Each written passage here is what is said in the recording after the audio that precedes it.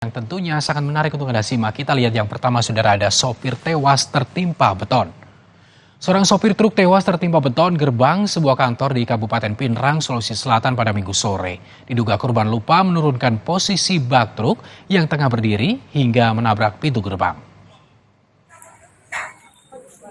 Kondisi kepala truk yang ringsek akibat tertimpa gerbong beton membuat Abdul Latif, sang sopir, meninggal di tempat. Sopir yang berusia 65 tahun itu baru saja menurunkan air hujan yang tertampung di dalam bak truk. Diduga Abdul lupa menurunkan bak truknya sehingga saat hendak keluar dari kantor Dinas Lingkungan Hidup, bak itu pun menabrak pintu gerbang yang terbuat dari beton hingga roboh. Tongkangnya itu, lupa nak kasih turun itu. Begitu minyak ceritanya, masih di tempat.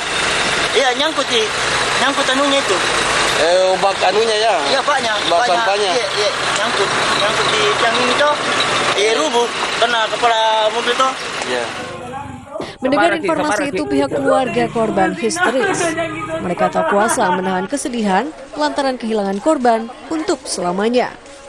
Kasus ini pun tengah ditangani pihak kepolisian, sementara jenazah korban telah diserahkan ke pihak keluarga untuk dimakamkan di pemakaman setempat.